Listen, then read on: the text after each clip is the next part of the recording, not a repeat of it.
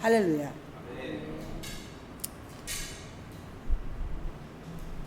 지난주에 우리는 수련회를 다녀왔습니다. 그런데 우리 교회 수련회는 다른 교회 수련회하고 달라요. 어떤 막 형식과 외식과 순서를 가지고 성도들을 얽매고 시간에 예배드리고 주야 삼장하고 기도하고 이렇게 하지를 않습니다. 그냥 그 삶의 안에, 그 안에서 서로 교제를 나누고, 그리고 그 안에서 예수님과 함께 동행하는 법을 우리가 서로 목사도 성도들도 훈련받는 거예요. 제가 다 된 게 아니라 저도 죽을 때까지 저 스스로가 하나님 앞에 가야 되는 그런 정말 힘들고 어려운 삶을 살아가고 있습니다. 그리고 악한 영은요, 영적으로 업그레이드가 되면 될수록 공격의 빈도가 세지고 강해집니다. 근데 그럴 때 내가 어떻게 대처를 하느냐, 그거는 간단해요. 감사함으로 하면 돼요. 어떠한 상황도 감사하면은 악한 것은 나를 넘어뜨리지 못합니다. 그런데 마귀는요, 말을 통해서 우리를 공격을 합니다. 나의 감정을 건드리고 내 자존심을 건드리고, 그리고 내 약한 부분, 여러분의 가장 약한 부분이 어떤 것인지를 여러분들이 아셔야 돼요. 그게 마귀의 공격받는 최고의 방법이면 그것이 반드시 그 통로를 내가 알아내야만이 그 공격에서 우리가 이길 수 있습니다. 부족한 종 같은 경우는 외로움에 타고 마귀가 들어옵니다. 그래서 그 내가 외롭기 시작하면 그때부터 사단은 역사하기 시작을 하는 거예요. 그리고 예전에 제가 신학교 다닐 때 있었던 일인데, 이제 남자 전도사님이랑 같이 늘 학교를 같이 다녔어요. 근데 이분이 막 저를 응답받았다고 하면서 막 자기 사모라고 하면서, 하여튼 인물도 겁나게 우리 신랑보다 조금 못생겼어도 겁나 잘생겼어요. 그리고 그날 신학교에서 모든 자들에게 다 인기가 최고입니다. 공부 잘하지, 목사님 아들이지. 기도는 영성이 어마어마해요. 기도를 진짜 많이 해요. 철야도 많이 하고, 그런 분이 하여튼 미쳤다고 쫓아다녀요, 저를. 그래서 잡혀가지고 맨날 버스 타고 왔다 갔다 하는데, 하루는, 그때는 제가 그게 마귀 역사인지를 몰랐어요. 하루는요, 버스를 타고 둘이 같이 가는데, 저를 막 이렇게 버스를 딱 타면 자매들이 이분을 딱 보면 다 미쳐요. 막 너무 잘생겼다고 다들 난리가 나는 거예요. 근데 이야기를 하는데 제가 열이 받아가지고 가다가 중간에 버스에서 내렸어요. 어느 정도 가다가 혼자 막 얘기를 하는데 마음이 확 상하는 거, 그래가지고 그냥 버스 내려가지고 갔어요. 어이가 없지요. 자취방에 찾아와가지고 왜 간다고 물어보는데 답을 못 하겠더라고. 이런 적이 있어요. 그때는 그게 악한 영의 역사인지를 몰랐어요. 시간이 많이 지나면서 이게 제 안에서는 제 생각하고 안 맞으면 무조건 기분 나쁘고, 제가 성격이 뭐가 있냐면 기분 나쁘고 열받고 돌아버리면 상대하고 말 안 하는 거예요. 그리고 그냥 어디든 가야 돼. 그리고 이거하고는 인연 끊고 전화번호 삭제하고, 이게 제 주특기예요. 제가 그런 성향을 제가 갖고 있어요. 그리 주하나 그렇단다 목사가 이렇게 싸가지가 없어요. 그랬는데 하나님이 치유하시면서 이제 이걸 정립을 시켜주셨거든요. 그래서 내가 어떤 부분에 약하면 그걸 타고 마귀가 들어오는지를 여러분들이 아셔야 돼요. 그래야 죽을 때까지 인생을 승리할 수가 있습니다. 왜? 남편에게 막 싫은 소리 들으면 기분 나쁘고 열받고 짜증나는 분들이 있거든요. 그거는 내가 그분을 그만큼 의지하기 때문이에요. 이 사람 없으면 내가 아무것도 못한다고 생각을 하기 때문에 마귀는 계속 똑같은 방법으로 나를 평생을 그걸로 돌로 칩니다. 제가 우리 남편이 우상이었어요. 저는 하나님보다도 우리 신랑이 더 좋았어요. 그래서 기도만 하려면요, 남편을 위해서 10시간이도 울었어요. 그냥 김영성만 생각을 하면 눈물이 그렇게 쏟아지는 거예요. 몰라요. 막 혹시 아플까봐, 혹시 뭔 사고 날까봐 막 염려해가지고 딱 김영성하고 기도하면은 하나님 불쌍해 이러고 10시간 우는 거예요. 근데 그게 우상인지를 몰랐어요. 하나님보다 더 좋아하는 건지를 몰랐어요. 시간이 지나면서 하나님이 저한테 야 영성이 내놓으라고 하는데 주면은 우리 신랑이 죽일 것 같더라고요. 그래서 못 죽었는 거예요. 죽어도. 아니 안 돼요. 못 가져가요. 절대 안 돼요. 근데 하나님하고 제하고 싸워서 누가 이겨먹어요? 하나님이 이깁니다. 결국에 하나님께 울면서 신랑한테 마음대로 하세요. 죽이든 살리든 주님 알아서 하세요. 이렇게 하고 났는데 그 다음부터 남편에 대한 그 어려움이 제 마음에서 사라졌어요. 그리고 나니까 우리 신랑이 안 삐치더라고요. 여기 삐시기의 별명이 삐시기 대장. 죄송합니다. 얼마나 잘 삐치는지 돌아 죽어. 5초 또라이도 아니고 여기는 1초 또라이예요. 그래서요, 진짜 막 밥에다 쥐약을 타든지 어떤 무슨 일을 해야 돼. 그렇게 힘들었어요. 근데 그게 결국에 저를 단련하시기 위해서 하나님이 우리 신랑을 악의 도구로 쓰셨던 거예요. 그러니까 이분이 삐치잖아요. 그러면 화나고 삐치면은요, 제 감정 조절이 안 돼요. 만사가 다 귀찮고 그 다음부터는 막 입에서 막 독주가 나오는 거야. 근데 이게 많은 시간이 지나도 안 돼요. 그게 조절이. 하나님께 막 이제 막 육두문자 막 염소 발 소발 다 나오면 떠들어대다 보니 제가 남편을 믿고, 그러니까 유일하게 가족이 신랑이었으니까 그렇게 외롭게 살다가 가정이라고 하나 생겼고, 제 의지처가 하나님은 솔직히 눈에 안 보이잖아요. 그리고 우리 신랑은 돈 벌어서 저 다 주잖아요.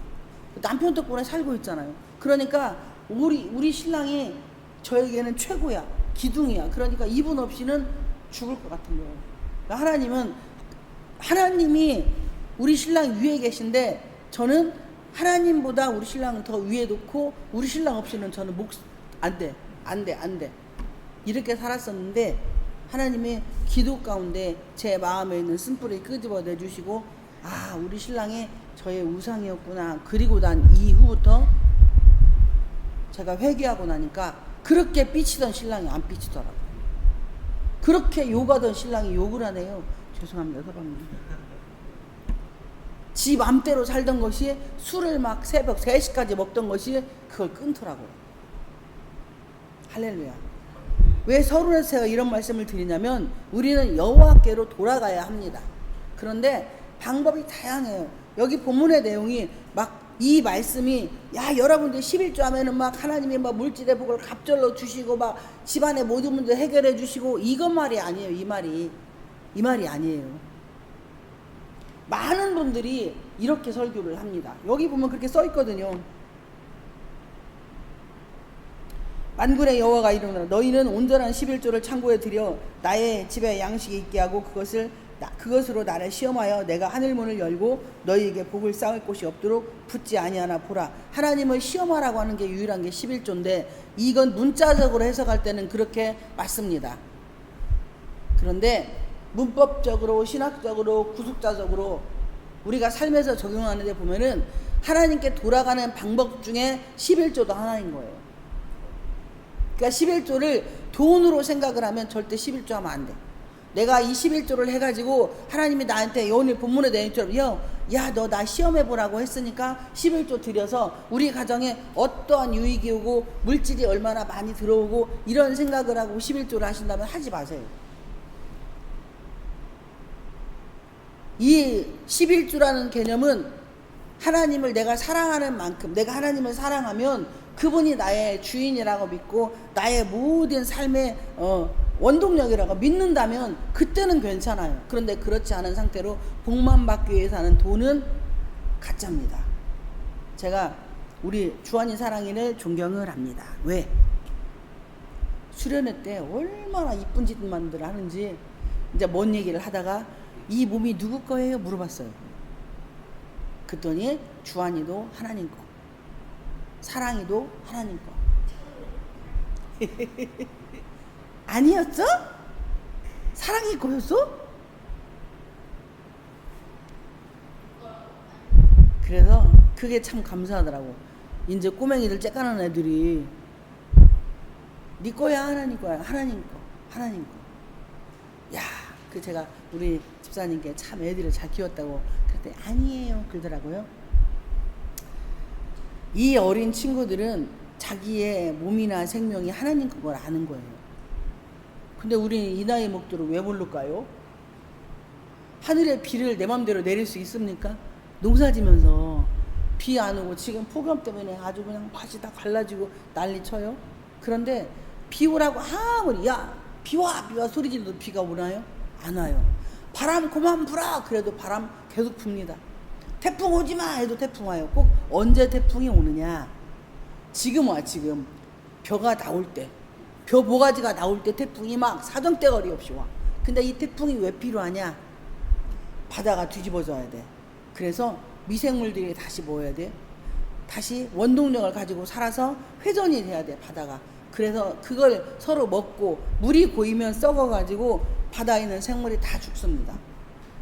그러니까 이 원리로 가정해도 태풍이 한 번씩 뒤집어져야 되고 회사도 태풍이 한 번씩 뒤집어져야 되고 그런데 온전히 하나님께 돌아가면 태풍이 오는지 가는지 모르게 그냥 지나갑니다. 이렇게 될 때까지 마음에 잔잔함이 있을 때 제가 늘 말씀을 드리죠. 말을 바꾸라고. 내 말이 나의 인생의 어려움을 계속 가져옵니다. 지금까지 사시는 여러분의 삶이 내가 살아온 삶에서 말을 계속 한 말대로 지금 내가 여기까지 와 있어요. 나의 자녀들의 인생도 내가 말 뱉은 대로 여기까지 와 있습니다. 오늘부터 내 자녀에게 심는 말, 이게 적금이에요. 하늘나라의 적금.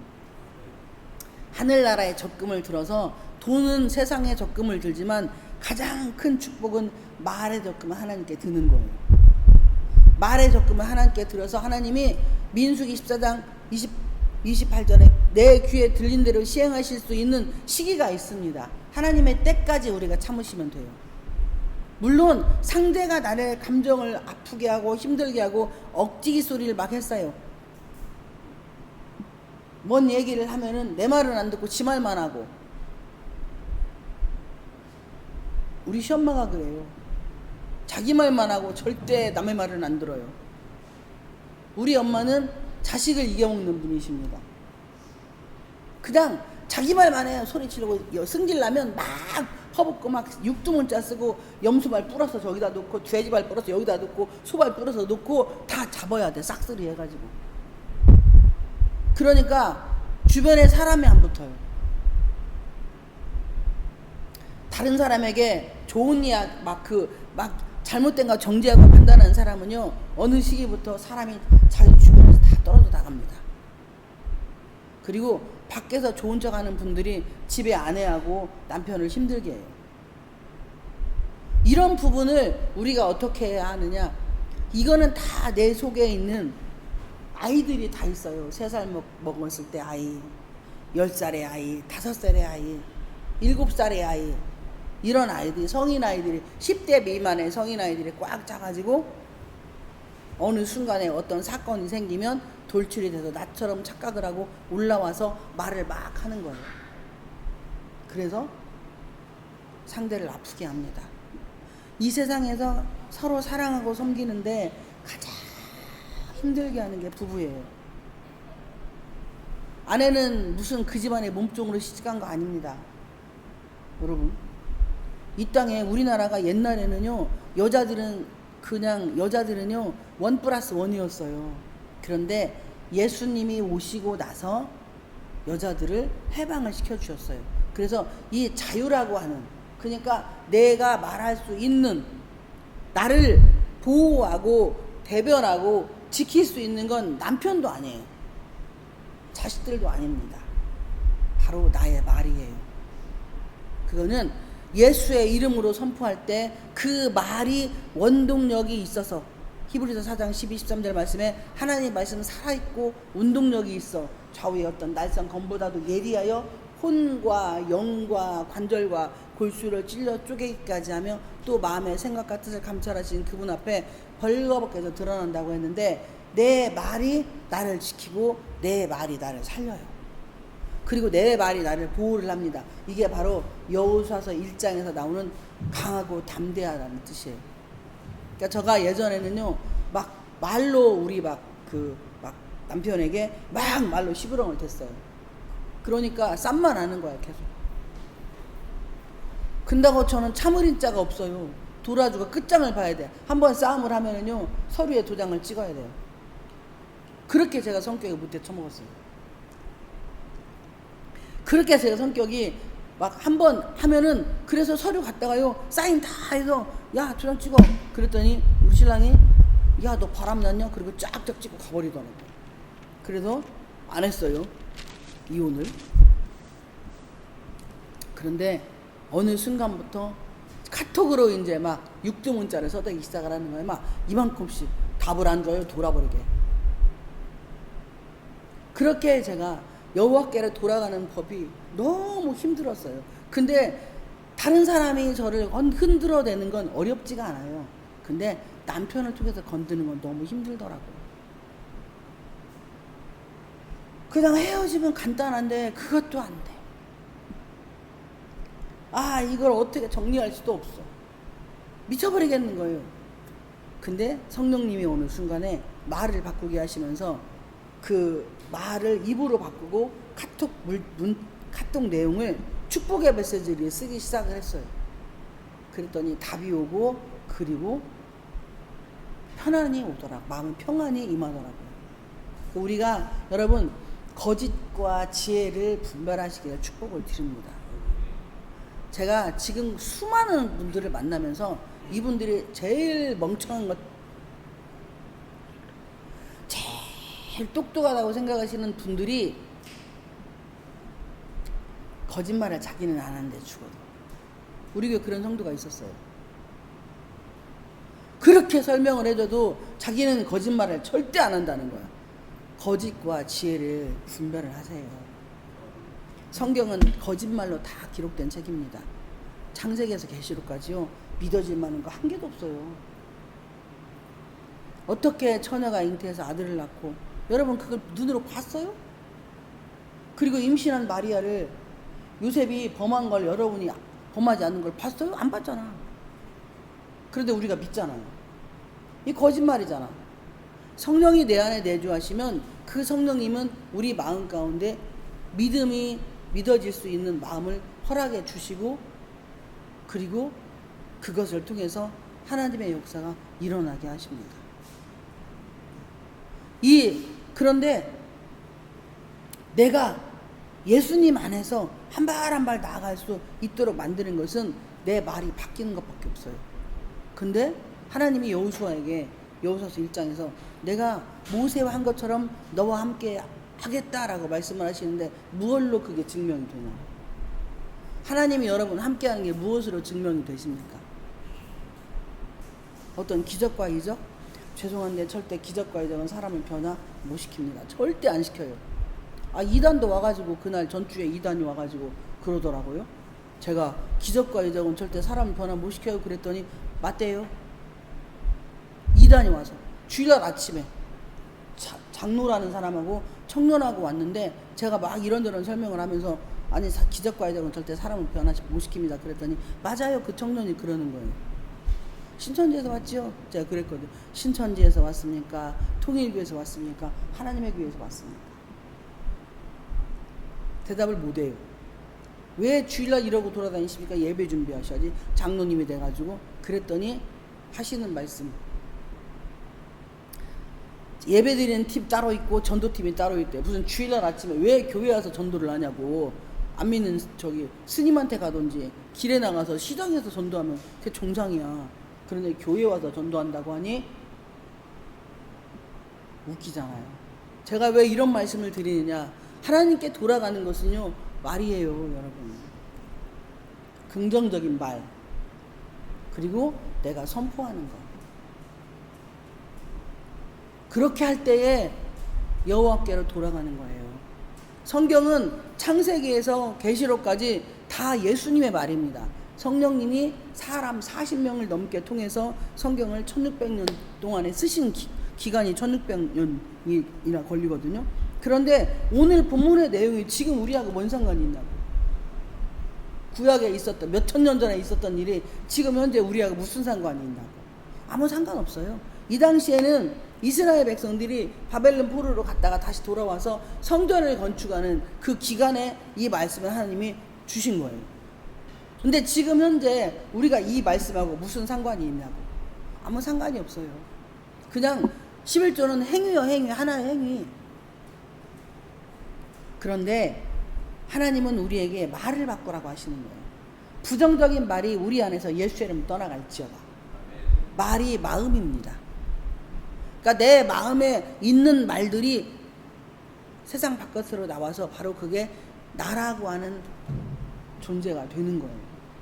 아이들 마음에, 요즘에 아이들이 게임 중독에 완전히 미쳐 있어요. 근데 이 게임은요, 마귀가 아이들의 영혼을 뺏어갑니다. 그래서 아이들이 처음에는 빈도수가 약해요. 30분 해도 좋다고 해. 30분이 1시간이 돼. 1시간이 2시간이 돼. 2시간이 3시간. 하루 종일 밤새 날밤 까고 해도 부족한 게 게임이에요. 왜? 그 아이들의 심령에 순수하고 이쁜 그 아이들의 마음에 이미 뭐가 들어갔어? 사단이 들어가서요. 야, 너 이거 해야 재밌잖아. 엄마 아빠 말도 안 들어요. 나중에 이게 중독이 되면 밥도 안 먹어요. 그냥 밤새 이러고 있는 거야. 그리고 낮에도 이러고 24시간 이러고 있다가 그래서 PC방에서 죽은 분도 많아요. 여호와께로 돌아가는 건 어렵지가 않은데 우리가 너무 어렵다고 생각을 하는 거야. 혈기나면 어떻게 해요? 하나님이 가장 싫어하는 게 혈기고 마귀가 가장 좋아하는 게 혈기예요. 그러니까 어느 목사님이 그러시더라고. 이게 이제 목회 연륜이 한 40년 되신 좀 세계적으로 유명한 부흥사 목사님이 저한테 뭐라고 하시냐면, 목사님, 사람은 절대 안 변합니다. 사람이 변하는 게 아니고 기존에 가지고 있던 내면의 습성, 그러니까 자기가 엄마한테 받았던 그 부모님한테 태어나는 그 습성은 절대 안 변한대요. 안 변하는데 성령이 충만하잖아요. 그러면은 변하는 것처럼 보일 뿐이래요. 근데 저한테는 그러시더라고. 목사님은 천성이 착하다고. 우리 부목사님한테도 천성이 착하다고. 이런 사람들은 절대 안 변한대, 마음이. 제가 착한지 전 잘 모르거든요. 근데 그 양반이 그래서 내가 착하나? 제가 그냥 그러고 말았는데, 오늘 본문의 내용이 뭐냐면, 그런즉 내게로 돌아오라 하나님이 말씀하신 내게로 돌아오는 길이 도대체 뭘까? 여러분이 기분 나쁘고, 응? 저는요, 예전에 이제 막 부흥회를 딱 가려고 하면 우리 남편이 너무 속을 새기는 거야. 그래서 방에서 푸닥거리를 엄청 합니다. 막 육수문자 나오고 막 터지고 투드러 패고 던지고 막 다 해요. 그러면 제가 사역을 갈 수 있을까요? 없을까요? 없어요. 왜? 감정이 추스려지지 않으니까. 감정이 추스려지지 않아서 못 갑니다. 그런데 신기해. 저기 우리 윤 집사님이 운전해 주셨어요. 그 당시에. 대문 딱 닫고 나오면은 하하하 이러고 제가 웃어요. 그거 조금 전에 5초 전에 그렇게 난리 뒤집어지고 2시간 넘게 소락베이 지르고 소리 지르고 막 난리 뒤집어지고 때려 부시고 던지고 맞고 했는데 나오면서 하하하. 여기에 동요가 안 돼, 감정이. 그리고 나서 상담할 때 이게 막 목소리가 이상해진다든지 막 뭐가 된다든지가 아니라 그렇게 주님이 단련을 마음으로 해놓으셨더라고요. 어느 순간에 저도 모르게. 이게 여호와께 돌아가는 거더라 이거예요. 그러니까 감정이 여러분의 감정에게 여러분이 노란하지 않기를 축복을 드립니다. 그게 여호와께로 돌아가는 거예요. 이럴 때에 하나님이 기쁨이고 즐거움이고 행복함이 되는 거예요. 이 땅의 모든 사람들은요, 감정의 동물이에요. 그런데 그 감정이 나를 덮으면 우리는 그거 어떻게 못합니다. 일단은 내가 나를 감정을 상하게 한 사람들과의 관계에서 다 뭐예요? 거리를 두고 싶어 해요. 근데 성경은 원수를 사랑하래. 이걸 어떻게 해야 하냐고. 예수를 믿는 것은, 여호와께로 돌아가는 것은 나의 감정을 이겨먹는 겁니다. 할렐루야. 여러분이 여러분의 감정을 다스리기를 축복을 드립니다. 이게 바로 성령 충만이에요. 그러니까 조금 전에 기분 좋아서 막 할렐루야, 눌렐루야, 넬렐루야 막 별의별 소리 다 하고 막 정말 하나님은 살아계시고 우리 교회는 너무 좋고 목사님도 정말 좋은 분이고 했던 분이 5분 전에 그렇게 해놓고 5분 후에 돌아버려가지고 맘 상해가지고 기분 나빠가지고 자기 감정을 다스리지 못한다? 이 사람은요 기복신앙이에요. 죄송한데 그분은 성령이 충만한 게 아니라 언제든 자기 감정에 쌓여서 신앙생활을 평생 해왔기 때문에 그 감정에서 벗어나지 못해요. 이걸 다스리지 못하면 이 사람은 죽을 때까지 그렇게 살다가 인생 망칩니다. 그게 가지고 장난하는 게 간교한 영이고 간사한 영이고 혼미의 영이에요. 이게 바로 광명한 천사라고 합니다. 저는 사람들을 좋아하지 않아요. 저도 저를 안 믿습니다. 그리고 성도들에게도 저 믿지 말라고 해요. 아무것도 없어요. 저 뭐 이건데 아무것도 능력도 없고요. 말도 못하고 제일 잘하는 거 하나 있어요. 승질 잘 내는 거. 주환이 뒤로 쓰러지네 그만하니까. 제가 제일 잘하는 거 승질 잘 내는 거밖에 없어요. 아무리 기도하고 봐도요. 그것뿐이 없더라. 사랑아. 미안합니다. 그런데도 예수님이 저를 사랑하시는 거 보면 그 양반이 약간 맛이 가실 것 같아요. 근데 하나님이 감정 조절하는 법을 가르쳐 주셔서 그게 막 이렇게 하루아침엔 안 됐는데 화가 나면 감사해요. 이렇게 시작을 했어요. 막 저 죽이고 싶게 감사해요. 아이고 저걸 오늘 어떻게 해요. 이렇게 감사 이런 식으로 이렇게 하면서 제 마음을 컨트롤을 시작을 하니까 사람에 대한 사랑이 생기고 이해력이 생기더라고요. 그리고 가장 중요한 게 아이들이 저를 좋아해요. 제가 뭘 아부를 막 떨고 비비고 막 잘해달라고 하는 게 아니고 그냥 그 아이들을 그냥 알겠어요. 그냥 아이들을 알겠어요. 이 아이들이 필요한 게 뭔지 그리고 왜 이렇게 아파하는지 왜 이렇게 힘들어하는지를 알겠어요. 그래서 화가 안 나. 제가 늘 요새 고백을 하는 게 하나님께 고백하는 게 이 땅의 전 세계 모든 엄마들은 최고다. 진짜 존경한다. 이 땅의 어머니들 정말 존경합니다. 아빠들은 안 존경해. 저는 아빠들은 안 존경해. 아빠들은 필요가 없어. 심한 줬지 뭐 돈만 몇 푼 벌어다 주고 던져주고 엄마가 다 해. 그래서 엄마들은 최고야.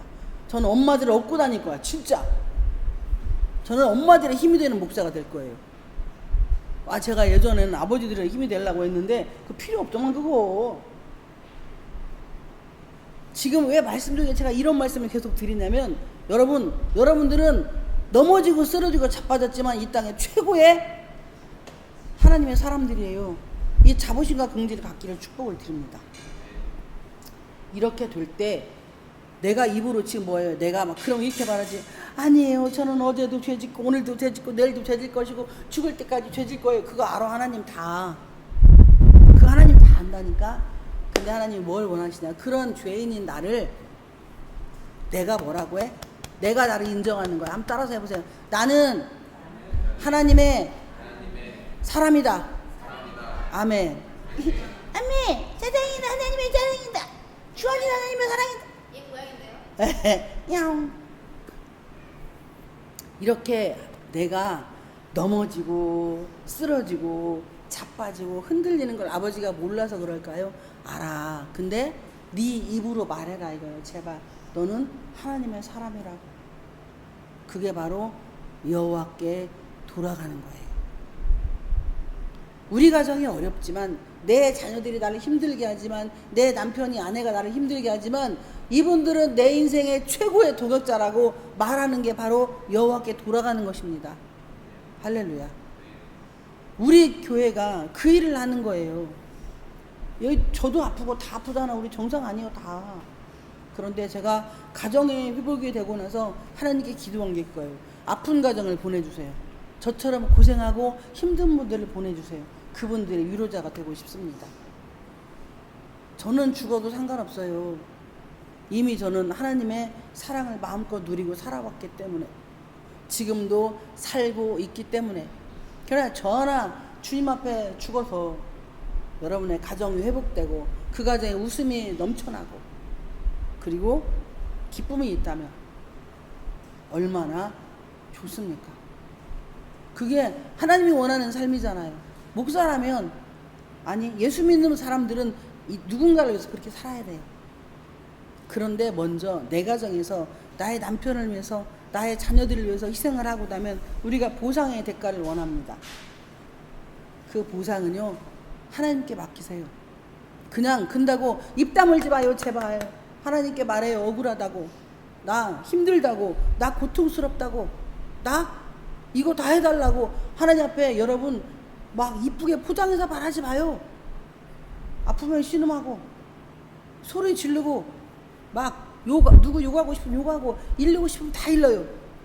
그거 하고 나면요 사람 바라보면 웃게 되더라고요. 그리고 이 사람 축복하게 되더라고요. 나를 힘들게 하는 사람을 바로 그게 품을 수 있는 마음입니다. 우리 안에 이런 사랑이 넘치시기를 주님의 이름으로 축복을 드립니다. 10절에 만군의 여호와가 이르노라 너희의 온전한 11조를 창고에 드려. 먼저 돈이 아닌 여러분의 마음의 11조가 하나님께 가기를 축복을 드립니다. 제가 지금 드린 이 말씀이 하나님께 드려지는 11조가 되기를 축복을 드립니다. 그리고 물질은 그 다음이에요. 돈은 그 다음이에요. 먼저 마음이 하나님께 가는 건 말이 바뀌는 거예요. 여러분의 말이 바뀌어서 여러분의 가정이 행복해지기를 축복을 드립니다. 왜 여기 우리 있잖아 주인공이. 우리 가정은 말을 바꿔서 이렇게 막 하나님의 최고의 작품으로 만들어 놓으신 거예요. 아 이분은요 예전에는 그렇게 안 했거든요. 말을 맨날 해봤자 죄송한데 거치기 10원짜리 부르고 닭발 부르고 더 세면 소발모가지 끊어가지고 저기다 던져야 되고 이렇게 살았어요. 그리고 좋아하는 건 새벽 3시까지 퍼대는 거. 그리고 때려 부시고 때리는 거. 이게 취미였어요. 그런데 하나님께 말을 바꾸기 시작을 하면서 하나님이 이렇게 만들어 놓으시더라고요. 제발 부탁입니다. 행복하고 싶으세요? 기쁘고 싶으세요? 자녀들의 미래에 축복이 그냥 있기를 원합니까? 엄마가 말의 씨를 제발 하나님께 심어서 하나님의 그 아들의 딸들의 인생을 나의 남편의 아내의 인생을 바꾸시기를 축복을 드립니다. 이것이 11조예요. 그러면 여러분이 5년 안에 정말 5년 안에 아니면 3년 안에는 놀라운 일이 있을 겁니다. 짧으면 6개월 안에도 더 짧으면 한 달 안에도 변화가 일어나요. 그게 우리 삶의 11조가 되기를 축복을 드립니다. 그래서 우리 교회는 하나님의 간증거리가 넘쳐나는 입만 열면 예수만 자랑하고 예수님이 우리 가정의 주인으로 이 말씀으로 말씀 맺으려고 합니다. 우리 신랑이 오늘 어떻게 김전사님 많이 나오는데 우리 신랑이 인물이 좀 잘나긴 했죠. 그런데 자기가 딱 옷을 입으면서 뭐라고 하냐면 나는 걸어다니는 패션 모델이야 이렇게 얘기를 해요. 이 AB형이거든요. 여기가 절대 그런 말 못해. 주하나 너 걸어다니는 패션 모델 맞지? 아니냐? 이거 인정을 할까 말까 고민이 이제 맞잖아. 아니요 큐 맞지? 아니요? 아니, 그렇게 말해. 네가 나는 걸어다니는 패션 모델이야 라고 네가 네 입으로 인정을 하라니까. 사랑아 너는 세상에서 최고로 멋있는 그림 그리는 어린이지. 아이 고개 들고 말해봐. 이게 쉽지는 않아요.